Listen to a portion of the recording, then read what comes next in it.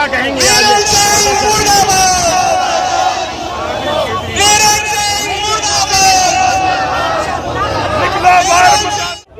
हमारे साथ है ब्लॉक अध्यक्ष महिला विंग से जो है इंदिरा कोठारी हैं और लगातार जो है मणिपुर की घटना को लेकर अलग अलग पार्टियां अपनी अपनी सियासी दिखा रही हैं। ऐसे में कहीं ना कहीं रोड पर आम आदमी पार्टी उतरी है। बातचीत कर लेते हैं। मैडम नमस्कार। नमस्ते सर।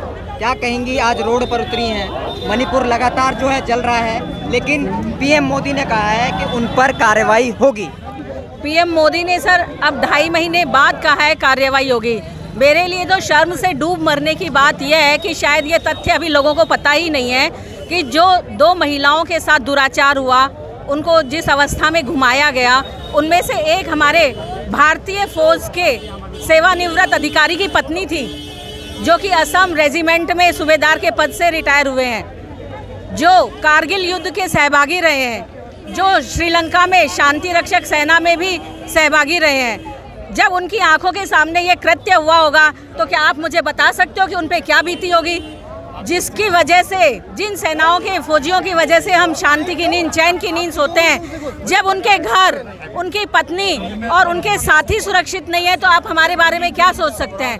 ये सिर्फ दिखावे का है। बेटी बचाओ बेटी पढ़ाओ, कितनी बेटियां पढ़ रही है और कितनी बेटियां बच रही है आपको पता है। हर दिन हर जगह मोदी जी ने कहा कि ऐसा तो हर स्टेट में होता है। मोदी जी, ऐसा हर स्टेट में क्यों होता है, क्या आप बताएंगे इस बारे में? अनुराग ठाकुर ने अभी कॉन्फ्रेंस की, वो कांग्रेस की अगर मैं बात करूं, जो राजस्थान में सरकार है, उनकी 4 साल में आपराधिक घटनाओं को गिना रहे हैं। 1 लाख से ज़्यादा जो है FIR दर्ज हुई है और ज़्यादा घटनाएं जो है कम से कम 33,000 की बात करूं तो वो महिला की दुष्कर्म की है।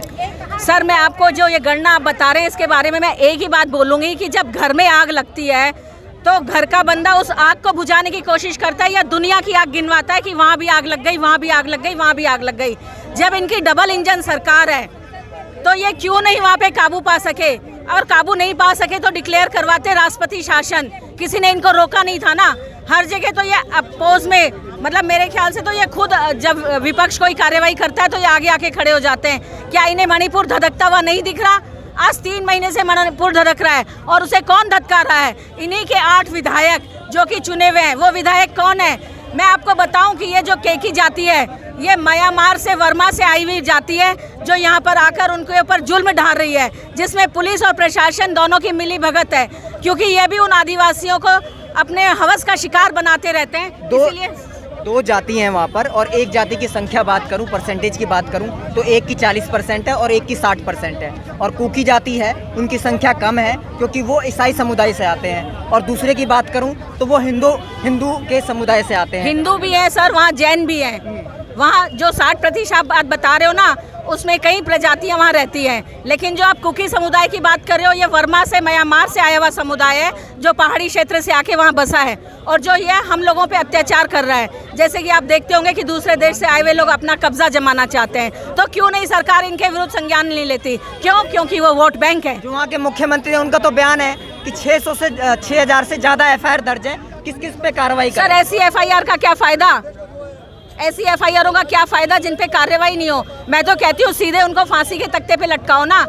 भाजपा तो ये चाह रही है कि मणिपुर में जो है हिंदू राज आ जाए, हिंदू राष्ट्र बनाने की बात तो कर ही रहे हैं, समर्थन तो दे ही रहे हैं। तो वो चाहते हैं कि वहाँ जो समुदाय है वो कहीं ना कहीं चला जाए, वहाँ से छोड़कर चला जाए। सर, कोई भी समुदाय छोड़ के नहीं जाएगा। ये हिंदू मुसलमान ही हमें दिखाते रहेंगे और पता चलेगा कि एक हिंदू इनके सबका हवस का शिकार होके और महिलाएं खत्म हो गई तो पुरुष कहाँ से बचेगा?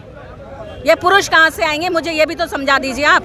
हर जगह आप बंगाल की ये बात कर लेते हैं, राजस्थान की ये बात कर लेते हैं, अपने घर की ये बात क्यों नहीं करते सबसे पहले? 40 विधायक जो हैं एक समुदाय के हैं और दूसरे समुदाय की जिनकी संख्या कम है, उनके जो सिर्फ है 20 विधायक है। और उधर दूसरी अगर समुदाय की बात करूं, मैतई की बात करूं, तो उनके 40 विधायक हैं। लेकिन सवाल सबसे बड़ा ये है कि विधानसभा में सीटें उनकी भी हैं और उनकी बराबर भी हैं, दोनों के अफसर भी लगे हुए हैं। लेकिन लड़ाई किस बात की है मैडम? सर, लड़ाई वर्चस्व की लड़ाई है।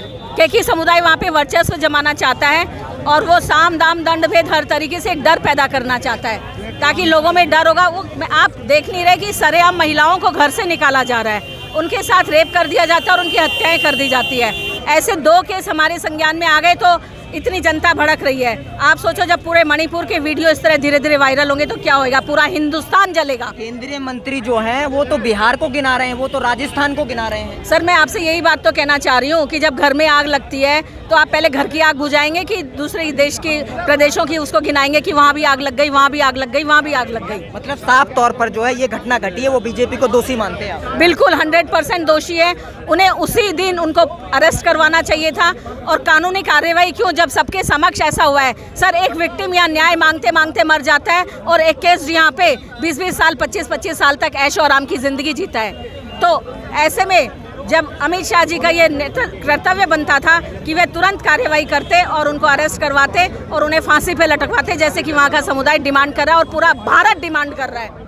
मैं आपसे यही पूछती हूँ कि एक फौजी के दिल पे क्या गुजरेगी जब उसके सामने उसकी वाइफ के साथ इस तरह का कृत्य होगा। मतलब आप समझे कि जैसा कि इंदिरा कोठारी ने बताया उसमें से जिस महिला के साथ जो है ये उत्पीड़न हुआ और वो एक आर्मी जवान की पत्नी, जैसा कि बता रही हैं आर्मी जवान की पत्नी थी। मतलब आप समझे कि उनके पति पर क्या बीती होगी ये कृत्य को देखकर, ये दृश्य को देखकर आप समझ सकते हैं। बाकी जो भी दर्शक इस वीडियो को देख रहे हैं ज़्यादा से ज़्यादा शेयर करें। बहुत बहुत धन्यवाद।